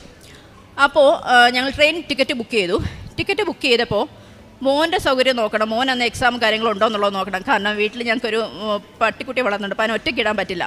അപ്പോൾ ആ ഒരു വീട്ടിൽ ആൾ വേണം. അപ്പം മോൻ പറഞ്ഞു എന്ത് വന്നാലും നിങ്ങളിത് മുടക്കണ്ട, കൃപാസനത്തിൽ പൊയ്ക്കോളാൻ പറഞ്ഞു, ഞാനിത് മാനേജ് ചെയ്തോളാം എന്ന് പറഞ്ഞു. അങ്ങനെ ഞാൻ മാതാവിന് പ്രാർത്ഥിച്ചു, മാതാവ് ഈ പരീക്ഷ ഒന്നിൽ മാറ്റി വെച്ച് തരണം, അല്ലെങ്കിൽ എൻ്റെ എണ്ണം ഒന്ന് കുറച്ച് തരണമെന്ന് പറഞ്ഞു. ഇൻ്റേണൽ എക്സാം എന്തോ ആയിരുന്നു. അപ്പം കുറച്ച് മോൻ പറഞ്ഞു 2 എക്സാമേ ഉള്ളൂ, അത് ഞാൻ മാനേജ് ചെയ്തോളാം, പൊയ്ക്കോളാൻ പറഞ്ഞു. ടിക്കറ്റ് ബുക്ക് ചെയ്തപ്പോൾ ഇങ്ങനെ ഒരു തടസ്സം വന്നപ്പോൾ ഹസ്ബൻഡ് എന്നോട് ചോദിച്ചു, എന്താ നിൻ്റെ മാതാവ് വീണ്ടും ഇങ്ങനെ തടസ്സം ഇടുന്നതെന്ന്. അപ്പം ഞാൻ പറഞ്ഞു വിശ്വാസം വന്നിട്ടുണ്ടെങ്കിലും ഒരു പൊടിക്കൊരു വിശ്വാസം കൂടെ ബാക്കിയുണ്ട്. കാരണം അന്ന് രാവിലെ ഞാൻ ഈ കൃപാസനത്തിൽ വരാമെന്ന് പറഞ്ഞ നിമിഷം മുതൽ ഞാൻ അൺസബ്സ്ക്രൈബ് ചെയ്ത കൃപാസനത്തിൻ്റെ ചാനൽ വീണ്ടും സബ്സ്ക്രൈബ് ചെയ്തു. ടോക്സ് കേൾക്കാൻ തുടങ്ങി, അച്ഛൻ്റെ ടോക്സും പ്രയറും സാക്ഷ്യങ്ങളും ഒക്കെ കേൾക്കാൻ തുടങ്ങി.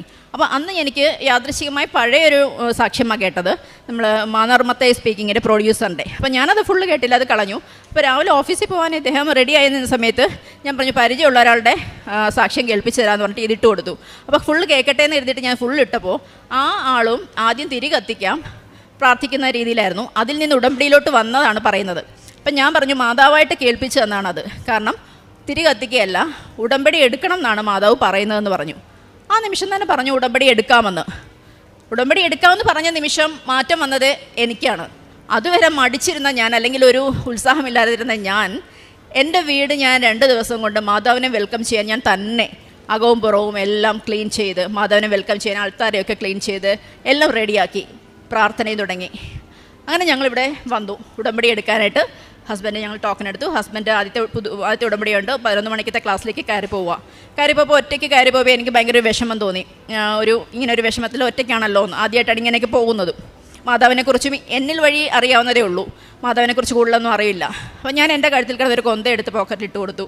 എന്നിട്ടും കയറിപ്പോയി. ഞാൻ താഴെ നിന്ന് പ്രാർത്ഥിച്ചു, മാതാവേ ഈ കേസ് ഞങ്ങൾക്ക് വേണ്ട.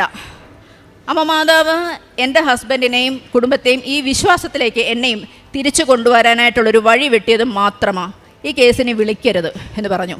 എൻ്റെ നിയോഗത്തിൽ ഞാൻ വെച്ചിരുന്നതും 2ാമത്തെ നിയോഗം വെച്ചിരുന്നത് എൻ്റെ കുടുംബം ഈ വിശ്വാസത്തിലേക്ക് വരണമെന്നായിരുന്നു, ഹസ്ബൻഡും മകനും. കാരണം ഞാൻ ആദ്യത്തെ ഉടമ്പടി എടുക്കുമ്പോൾ ഇവരാരും ഉടമ്പടിയിലില്ല, പ്രാർത്ഥനയിലും ഇല്ല. അപ്പോൾ ഞാൻ പ്രയറിന് ഇരിക്കുമ്പോൾ രാവിലെ എണീറ്റൽ വെക്കുന്നത് മറുനാടൻ മലയാളിയാണ് ഒരാൾ, ഹസ്ബൻഡ്, മോൻ്റെ പാട്ടും കാര്യങ്ങളുമൊക്കെ. അപ്പോൾ എനിക്ക് പ്രയറിന് ഭയങ്കര ഡിസ്റ്റർബൻസാണ്. ഞാൻ പിന്നെ അതിനിടയ്ക്ക് പറഞ്ഞ് ലാസ്റ്റ് സൗണ്ടൊക്കെ കുറയ്ക്കാൻ തുടങ്ങി. അപ്പോൾ അതുകൊണ്ട് തന്നെ 2ാമത്തെ പുതുക്കലിൽ ഞാൻ വെച്ചതാണ് എൻ്റെ കുടുംബം വിശ്വാസത്തിലേക്ക് വരണം. പിന്നെ 1ാമത്തേത് പരിശുദ്ധാത്മാവ് നിറയണമെന്നാണ്. വേറൊന്നും ഞാൻ ഇങ്ങനെ ഫില്ല് ചെയ്യാൻ വേണ്ടി മാത്രം ഓരോന്നായിട്ട് ഷോർട്ടായിട്ടൊക്കെ എഴുതി വിട്ടതേ ഉള്ളൂ, എനിക്കൊന്നും ഓർമ്മയില്ലത്. അങ്ങനെ ഇവിടെ വന്നു ഉടമ്പടി എടുത്ത് എടുക്കാൻ കയറിയിട്ട് ഞാൻ താഴെ നിന്ന് പ്രാർത്ഥിച്ചു, അമ്മ മാതാവ് കൂടെ ഉണ്ടെങ്കിൽ ഒരു അടയാളം കൂടെ കൊടുക്കണേന്ന് പറഞ്ഞു.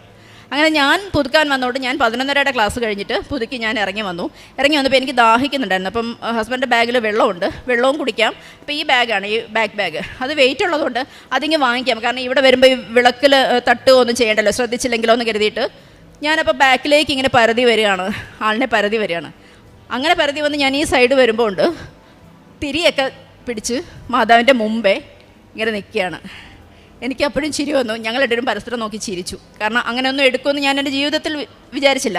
പത്രം കൊടുക്കാൻ തന്നെ മടിച്ച ആൾ ഇങ്ങനെ ചെയ്യുമെന്ന് വിചാരിച്ചില്ല. അതിലേറെ എനിക്കൊരു അത്ഭുതം തോന്നിയത്, ഈ കൃപാസനത്തിലെ ചൂട് നമുക്കറിയാം. ഞാൻ ഇപ്പോഴും നിന്ന് വിയർക്കുന്നുണ്ട്. അന്നത്തെ ദിവസം ചൂടെന്ന് എഴുതി കാണിച്ചാൽ വിയർക്കുന്ന ആളാണ്. ആ ഒരു ദിവസം ഞങ്ങൾ വീട്ടിലെത്തുന്നിടം വരെ ഒരു തുള്ളി വിയർപ്പ് ദേഹത്തുണ്ടായിട്ടില്ല. ആ ഷർട്ട് നനഞ്ഞിട്ടില്ല. അത് ഞാൻ ശ്രദ്ധിച്ചൊരു കാര്യമാണ്. അത്ര പക്ഷേ ആ വിശ്വാസം അച്ഛൻ പറയുന്നത് പോലെ സമർപ്പിച്ച് വിശ്വസിച്ച് ഉടമ്പടി എടുത്തതിൻ്റെ ഫലമായിട്ട് ഞങ്ങൾ ഇവിടുന്ന് തിരിച്ചു പോയി. ട്രെയിനിൻ്റെ കാര്യത്തിലുണ്ട്. ഞങ്ങൾ 1:30 ട്രെയിൻ തിരിച്ചുള്ളതും ബുക്ക് ചെയ്തായിരുന്നു. ഇവിടെ വന്നപ്പോൾ ഞങ്ങൾ ടൈം ചോദിച്ചപ്പോൾ 2 മണിയാകുമെന്ന് പറഞ്ഞു, ഈ ഉടമ്പടി കഴിഞ്ഞ് ഇതെല്ലാം കഴിയുമ്പോഴേക്കും. അപ്പം ഞാൻ പറഞ്ഞു, എന്നാൽ പിന്നെ നമുക്ക് തിരികെ എത്തിച്ചിട്ട് പോകാം, അടുത്ത തവണ വന്ന് ഉടമ്പടി എടുക്കാമെന്ന് കരുതി. അപ്പോൾ പുള്ളി പറഞ്ഞു, ഇല്ല, എനിക്ക് ഉടമ്പടി എടുക്കണം. ശരി, അപ്പം അത്ര സീരിയസ് ആയിട്ടുള്ള മാറ്റർ അല്ലേ, അദ്ദേഹത്തിൻ്റെ ഇഷ്ടത്തിന് വിട്ടുകൊടുത്തു. അപ്പം ഞങ്ങൾ പറഞ്ഞു, തിരിച്ചു പോക്കൊക്കെ മാതാവ് ഒരുക്കിക്കോളും. അപ്പം ഞാൻ എവിടെ പോയാലും ഞാൻ പ്രാർത്ഥിക്കും, മാതാവേ, ഇവിടെ അല്ല എവിടെ പോയാലും എൻ്റെ മോൻ പോയാലും, മാതാവേ നീ കൂടെ വന്ന് കൊണ്ടുപോയി കാര്യങ്ങളൊക്കെ ഭംഗിയായി നടത്തി നീ തന്നെ സുരക്ഷിതമായി തിരിച്ച് ഞങ്ങളുടെ ഭവനത്തിൽ എത്തിക്കണമെന്ന് പറഞ്ഞ് പ്രാർത്ഥിച്ചിറങ്ങുന്നത്. ഇവിടെ വന്നു. ഈ ഉടമ്പടി ക്ലാസ്സിനിടയ്ക്ക് തന്നെ 1:30 ടിക്കറ്റ് ക്യാൻസൽ ചെയ്തു. ടിക്കറ്റ് ബുക്ക് ചെയ്തിരുന്നു വൈകിട്ടത്തേക്ക് പോകാനുള്ളത്. ഞാനത് അറിഞ്ഞില്ല. ഉടമ്പടി എല്ലാം കഴിഞ്ഞ് പറഞ്ഞു 6:30 ട്രെയിൻ ടിക്കറ്റ് കിട്ടിയിട്ടുണ്ടെന്ന് പറഞ്ഞു. എന്നാൽ അതേ ട്രെയിനിലോട്ട് ടിക്കറ്റ് ഞങ്ങൾ അന്ന് റിട്ടേൺ ബുക്ക് ചെയ്തപ്പോൾ സീറ്റ് ഉണ്ടായിരുന്നില്ല. അതുകൊണ്ടാണ് 1:30 ബുക്ക് ചെയ്തത്. അങ്ങനെ ട്രെയിനിൽ കയറി ആലപ്പുഴ സ്റ്റേഷനിൽ നിന്ന് ഞങ്ങൾ ട്രെയിൻ കയറിയപ്പോൾ ഞങ്ങൾ ഏത് ട്രെയിനിനാണോ വന്നത് അതേ ട്രെയിൻ തന്നെയായിരുന്നു തിരിച്ചും കിട്ടിയത് ഞങ്ങൾക്ക്. അതിന് മുമ്പ് തിരിച്ച് ബുക്ക് ചെയ്യുമ്പോൾ കിട്ടിയില്ല ആ സീറ്റ്. അങ്ങനെ ഞങ്ങളെ മാതാവ് കൊണ്ടുപോയി തന്നെ ഉറച്ചു വിശ്വസിക്കുന്നു. ഞാൻ എൻ്റെ പ്രാർത്ഥന മാതാവ് കേട്ടു എന്നുള്ളത്.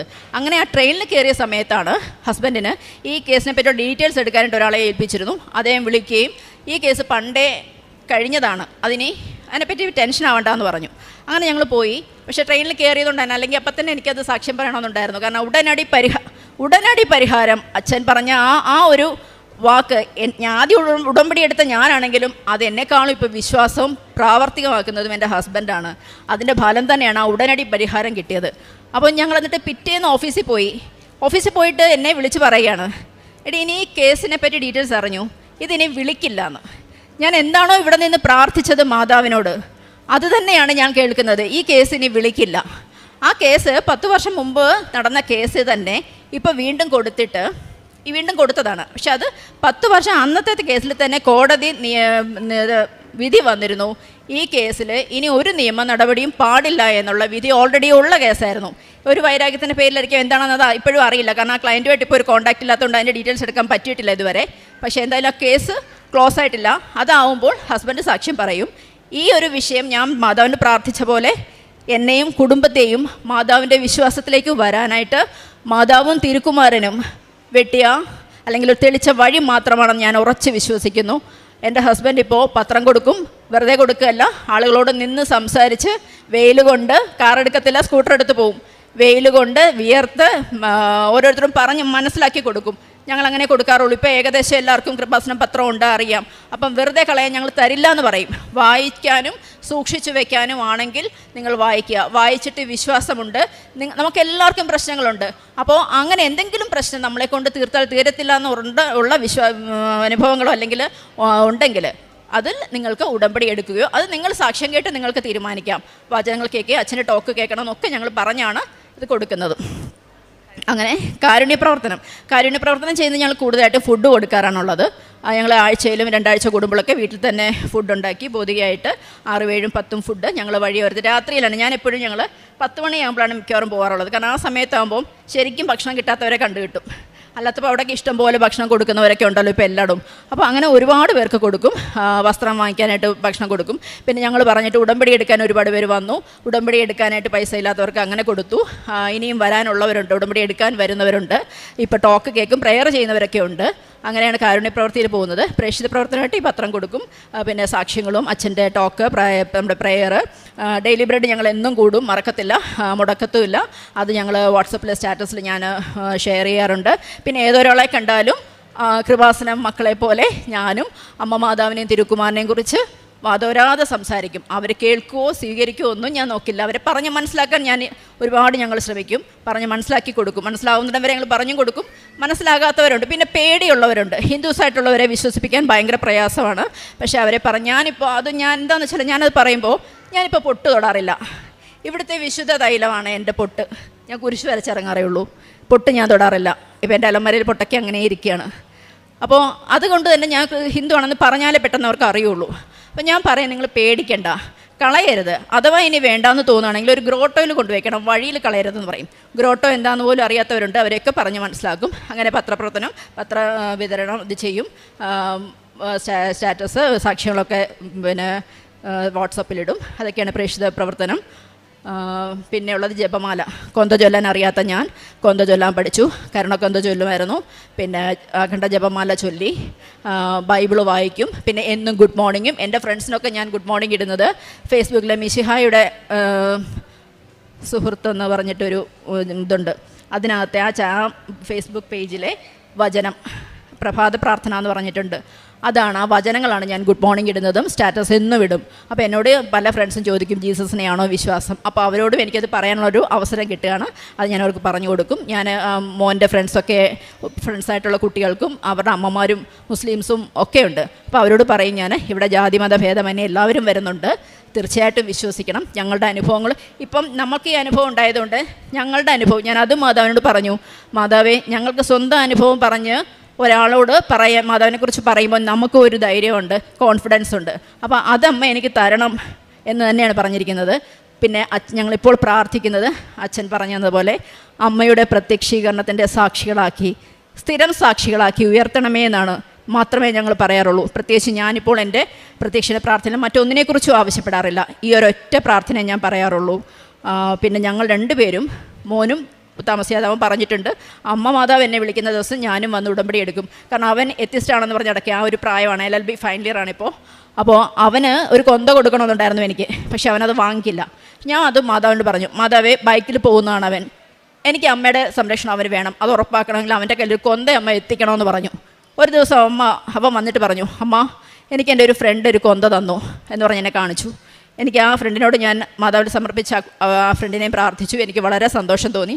നല്ല ഫ്രണ്ട്സാണ് അവനുള്ള എല്ലാം. ഈ കുട്ടിയെ നല്ല ഫ്രണ്ട്സായിട്ട് തന്നെ എനിക്ക് കിട്ടി, അവന് നല്ലൊരു ഫ്രണ്ടായിട്ട്. അപ്പോൾ എവിടെ പോയാലും അവനൊരു 3-4 ബാഗുണ്ട്. അപ്പോൾ എവിടെ ജിമ്മിൽ പോകാൻ, വെളിയിൽ പോകാനായിട്ട്, കോളേജിൽ പോകാനായിട്ട്, എവിടെ പോയാലും ഈ കൊന്ത എടുത്ത് ആ ബാഗിൽ, അവൻ ഏത് ബാഗാണ് എടുക്കുന്നത് അതിലിട്ടുകൊണ്ടേ അവൻ പോകാറുള്ളൂ. പിന്നെ അവൻ എക്സാമിന് പോകുമ്പോഴും ഞാൻ ഹാൾ ടിക്കറ്റ് എടുത്തോ പേന എടുത്തോ ഒന്നും ഞാൻ ചോദിക്കാറില്ല, കൊന്ത എടുത്തോടാന്ന് മാത്രം ചോദിക്കും. അഥവാ അവൻ ആ ധൃതിയിലാണെങ്കിൽ, അമ്മ ആ ബാഗിൽ എൻ്റെ കൊന്ത കിടക്കാതെ എൻ്റെ ഈ ബാഗിലേക്ക് ഇട്ടേക്കെന്ന് അവൻ അതിനിടയ്ക്ക് പറയും, അത് ഇട്ട് കൊടുക്കും. അങ്ങനെ അവനും മാതാവിലുള്ള വിശ്വാസമാണ്, അവന് പ്രസൻസ് കിട്ടിയിട്ടുണ്ട്. അപ്പോൾ അവനത് ആദ്യം ഒരു പേടി തോന്നി.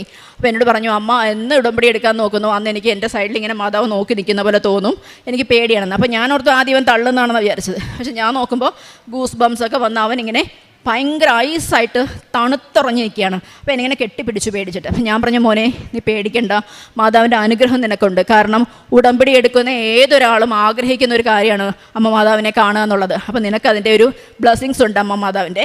അപ്പോൾ നീ അത് കീപ്പ് ചെയ്യണം എന്ന് പറഞ്ഞു. അപ്പോൾ അവൻ എത്തിസ്റ്റാണെന്ന് പറഞ്ഞാലും എൻ്റെ വിശ്വാസം വന്നപ്പം അടുത്തുള്ള ഗ്രോട്ടോയിലൊക്കെ പോയി അവൻ പ്രാർത്ഥിക്കാറുണ്ട്, അതെന്നോട് പറയാറുണ്ട്. അവനും അടയാളങ്ങൾ ശ്രദ്ധിക്കാറുണ്ട്. പിന്നെ അവൻ്റെ എക്സാം, അതുപോലെ അവൻ്റെ 10th സമയത്തുള്ള എക്സാം, ആ എക്സാം ഞാൻ ശരിക്കും മാതാവിനോട് പ്രാർത്ഥിച്ച് നേടിയ വിജയമാണ്. അവനങ്ങനെ കുത്തിരുന്ന് പഠിക്കുന്ന അല്ലെങ്കിൽ മെനക്കെട്ട് പഠിക്കുന്ന ഒരാളൊന്നും ആയിരുന്നില്ല. ഞാൻ പറഞ്ഞു, അമ്മ മാതാവേ, അമ്മ തന്നെ അവൻ്റെ കൈ പിടിച്ച് പരീക്ഷ എഴുതിക്കണേ, അവന് നല്ലൊരു മാർക്ക്, അഡ്മിഷന് വേണ്ട നല്ലൊരു മാർക്ക് തരണേ എന്ന് പറഞ്ഞു. അതുപോലെ നല്ല മാർക്കോടെ പാസ്സായി. അത് കഴിഞ്ഞ് കൊറോണ വരികയായിരുന്നു. +1ഉം +2ഉം വീട്ടിലിരുന്നുള്ള പഠനമായിരുന്നു. അപ്പോഴും ഞാൻ പറഞ്ഞു, മാതാവേ, അവൻ്റെ കഴിവിൽ എനിക്ക് വിശ്വാസമില്ല, അമ്മയുടെ കൃപ, തിരുക്കുമാൻ്റെ അച്ഛൻ പറയുന്ന പോലെ തന്നെ not by merit but by grace, അതിൽ തന്നെയാണ് ഞാൻ അന്ന് വിശ്വസിച്ചിരിക്കുന്നത്. അത് അച്ഛൻ്റെ വായിലൂടെ കേട്ടപ്പോൾ എനിക്ക് ഒന്നുകൂടെ ഉറപ്പിച്ചു, എന്നെ ശരിയായ വഴിയിലൂടെ തന്നെ അമ്മ നയിച്ചു എന്നുള്ളത് എനിക്കൊരു ഉറപ്പ് വന്നു, മാതാവിൻ്റെ കൂടെ ഉണ്ടെന്ന്. അപ്പോൾ ആ +2ഉം +1ഉം അവൻ്റെ എക്സാം, അപ്പോഴും ഞാൻ പ്രാർത്ഥിച്ചു, അമ്മ മാതാവ് തന്നെ അവൻ്റെ കൈ പിടിച്ച് എക്സാം എഴുതണേന്ന്. അവനതും നല്ല മാർക്കോടെ പാസ്സായി. പിന്നെ LLB, ഹസ്ബൻഡ് അഡ്വക്കേറ്റ് ഉണ്ട്. അവൻ ആദ്യം പറഞ്ഞു, ബാക്കി എൻട്രൻസ് ഒന്നും വേണ്ട, മെഡിക്കൽ എഞ്ചിനീയറിംഗ് ഒന്നും വേണ്ട എന്ന് പറഞ്ഞു. അപ്പോൾ ഞങ്ങൾ പറഞ്ഞു, വെറുതെ ഒരു ഡിഗ്രി എടുക്കണ്ട, LLB തന്നെ എടുക്കാൻ പറഞ്ഞു. പെട്ടെന്ന് തീരുമാനിച്ച് പെട്ടെന്നാണ് എൻ്റെ എൻട്രൻസ് എക്സാം പ്രിപ്പയർ ചെയ്തത്. അപ്പോഴും ഞാൻ മാതാവിനോട് ഇത് തന്നെ പ്രാർത്ഥിച്ചു. ഫസ്റ്റ് അറ്റംപ്റ്റിൽ തന്നെ മാതാവിനോട് അവന് ഡൽഹി പോയി പഠിക്കണമെന്നാണ് ആദ്യം പറഞ്ഞത്. അപ്പം ഞാൻ പറഞ്ഞു, വേണ്ട, എല്ലാവരും ട്രിവാൻഡ്രത്തേക്ക് വരുമ്പോൾ ഇവിടുന്ന് വേറെ എങ്ങും പോകണ്ട. കാരണം അവൻ്റെ ഫുഡിന് തന്നെ ഒരു ചിട്ടയുണ്ട്, ഇന്നതൊന്നും കഴിക്കില്ല, ചിക്കൻ ഉണ്ടെങ്കിലേ കഴിക്കുള്ളൂ, അങ്ങനെ ഇങ്ങനെയൊക്കെ. അപ്പോൾ അതുകൊണ്ട് ഞാൻ മാതാവിനോട് പറഞ്ഞു, മാതാവേ, എനിക്ക് ഈ ട്രിവാൻഡ്രത്ത് തന്നെ അവന് അഡ്മിഷൻ കിട്ടണം LLB. മാതാവ് എനിക്ക് എൻ്റെ വീടിൻ്റെ മുറ്റത്താണ് എനിക്ക് അഡ്മിഷൻ കിട്ടിയത്. മാർ ഇവാനിയസ് കോളേജിൽ, മാർ ഗ്രിഗോറിയസ് ക്യാമ്പസിൽ, മാർ ഇവാനിയസ് ക്യാമ്പസിലാണ്, മാർ ഗ്രിഗോറിയസ് കോളേജിലാണ് അവൻ പഠിക്കുന്നത്. മാതാവ് എനിക്ക് എൻ്റെ മുറ്റത്ത് അവൻ അഡ്മിഷൻ തരുമെന്ന് ഞാൻ ഒരിക്കലും വിശ്വസിച്ചില്ല. അതിനും മാതാവിന് ഒരുപാട് നന്ദി പറയുന്നു. ഇപ്പോൾ ഞങ്ങൾ കുടുംബത്തോടെ ഉടമ്പടിയിലാണ്. മരണം വരെയും ഞങ്ങൾ ഉടമ്പടിയിലായിരിക്കും ഞങ്ങളുടെ ജീവിതം. അമ്മ മാതാവിൻ്റെയും തിരുക്കുമാരൻ്റെയും അമ്മ മാതാവിനും തിരുക്കുമാരനെ പറ്റി ആരോടൊക്കെ പറയാമോ അത്രത്തോളം ഞങ്ങൾ പറയും. എൻ്റെ ബ്രദറും അതെ. പിന്നെ ഇതുവരെ ചെയ്തു തന്ന എല്ലാ സഹായങ്ങൾക്കും സംരക്ഷണങ്ങൾക്കും അനുഗ്രഹങ്ങൾക്കും അമ്മ മാതാവിനും തിരുക്കുമാരനും ഞങ്ങൾ ഒരുപാട്, എൻ്റെ കുടുംബത്തിൻ്റെ പേരിലും ഞങ്ങൾ ഒരുപാട് നന്ദി പറയുന്നു. ഞങ്ങളെന്നും നന്ദിയുള്ളവളായിരിക്കും. ഞാൻ പ്രത്യേകിച്ചും എൻ്റെ അമ്മ വീടാണ് കൃപാസനം.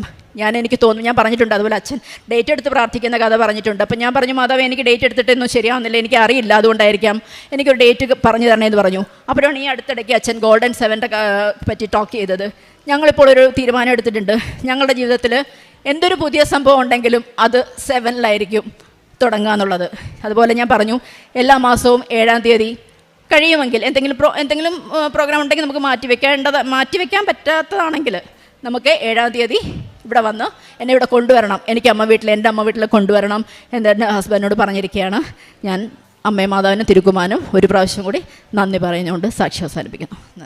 ഈ വഴിയിലൂടെ ഇതിനു മുൻപ് നിങ്ങൾ പോയിട്ടില്ലാത്തതിനാൽ പോകുന്ന വഴി ഞാൻ കാണിച്ചു തരും. ജോഷുവയുടെ പുസ്തകം 3-ാം അധ്യായം 4-ാം വചനമാണ്. നമ്മൾ ഒരിക്കലും നേരത്തെ കണ്ടുപരിചയമില്ലാത്ത ഒരു പുതിയ ജീവിത സാഹചര്യങ്ങളിലൂടെയാണ് നാം ഇപ്പോൾ യാത്ര ചെയ്യുന്നത്. നമ്മുടെ ജീവിതയാത്രയിൽ ജോലിയായാലും വിദ്യാഭ്യാസ കാര്യങ്ങളായാലും രോഗമായാലും എല്ലാം പുതിയ പുതിയ ജീവിത സാഹചര്യങ്ങളിലൂടെ കൂടെയാണ് നാം കടന്നു പോകുന്നത്. മനുഷ്യരാശി ഇതിനു മുൻപ് കാണാത്ത വഴികളിലൂടെയാണ്, നാം കാണാത്ത വഴികളിലൂടെ യാത്ര ചെയ്യുമ്പോൾ ദൈവം മാത്രമാണ് നമ്മുടെ കൂടെയുള്ളത്, നമ്മെ മുന്നോട്ട് നടത്തുന്നത്. നീ അറിയാത്ത വഴിയിലൂടെ, ഒരു പുതിയ വഴിയിലൂടെ ഞാൻ നിന്നെ നടത്തുമെന്നും പറഞ്ഞാൽ നമ്മുടെ ആധ്യാത്മികത ഒരു പുതിയ വഴിയിലൂടെ പോവുകയാണ് എന്നാണ് വചനം പറയുന്നത്. ആധ്യാത്മികതയുടെ ഒരു സ്പിരിച്വൽ ലൈഫിലേക്കുള്ള ഒരു ഉണർവിൻ്റെ ഒരു കാലമാണ് നമ്മുടെ ഈ ദിവസങ്ങൾ. അതായത് ഉടമ്പടി ഇന്നിൻ്റെ ആവശ്യങ്ങൾക്കനുസരിച്ച് നമ്മുടെ ആത്മീയതയിൽ കൂടുതൽ നമ്മളെ ശക്തരാക്കുന്ന, നമ്മെ ധൈര്യമാക്കുന്ന ഒരു പദ്ധതിയാണ് ഉടമ്പടി. ദൈവവുമായുള്ള ഒരു വലിയ ബന്ധമാണ്. ഉടമ്പടിയിൽ ദൈവത്തെ മുൻപിലാക്കി നടത്താനുള്ള ഒരു പുതിയ തീരുമാനമാണ്. ആ തീരുമാനത്തിൽ ഉറച്ചു വിശ്വസിച്ച് മുന്നോട്ട് നടത്തിയ ഒരു ദൈവാനുഭവ സാക്ഷ്യമാണ് അഞ്ജലി എന്ന സഹോദരി നമ്മളോട് സാക്ഷ്യപ്പെടുത്തിയത്. ഹസ്ബൻഡിനും മകനുമായിട്ട് പ്രാർത്ഥിക്കുകയാണ്. അവർ ഒന്നിച്ചു ചേർന്ന് പരിശുദ്ധ അമ്മയുടെ ആലയത്തിലെത്താനും ഒന്നിച്ചു നിന്ന് പ്രാർത്ഥിക്കാനുമുള്ള ആഗ്രഹമാണ് ഈശോയമ്മയും നടത്തി തന്നത്. ഉടമ്പടിയിൽ ദൈവത്തിലെ മുൻപാക്കി നടക്കാനുള്ള ഈ ആത്മീയ തീരുമാനമാണ് ഈ കുടുംബസഹിതം തീരുമാനിച്ചേക്കുന്നത്. പഴയ നിയമത്തിലെ വാഗ്ദാന പേടകം ദൈവത്തിൻ്റെ സാന്നിധ്യമായിരുന്നു. ഇപ്പോൾ പുതിയ നിയമത്തിൽ ഈശോയുടെയും അമ്മയുടെയും സാന്നിധ്യമാണ് നമ്മുടെ കൂടെയുള്ളത്. അമ്മയുടെയും ഈശോയുടെയും കൂടെയുള്ള ജീവിതയാത്രയിൽ അമ്മയുടെ കരം പിടിച്ച് നമുക്ക് നമ്മുടെ ജീവിതയാത്ര മുന്നോട്ട് പോകാം. ഒരിക്കലും നടക്കാത്ത വഴിയിലൂടെ, ഒരു ആത്മീയ പാതയിലൂടെ ഈശോയുടെയും അമ്മയുടെയും കരങ്ങൾ പിടിച്ചുകൊണ്ട് അമ്മയാണ് നമ്മെ ഈശോയിലേക്ക് നയിക്കുന്നത്. നമ്മുടെ ശ്രേഷ്ഠ ജനതയായ നമ്മൾ, ഉടമ്പടി മക്കളായ നമ്മൾ, നമ്മുടെ കൂടെ ഈശോയുണ്ട്.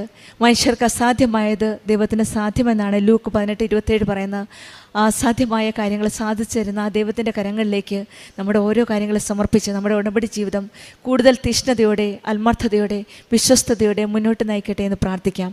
അഞ്ജലിക്കും കുടുംബത്തിനും ലഭിച്ച ഈ വലിയ അനുഗ്രഹങ്ങൾ, പ്രത്യേകിച്ചും ഈ പുതിയ ആത്മീയ ജീവിതത്തിന് നമ്മൾ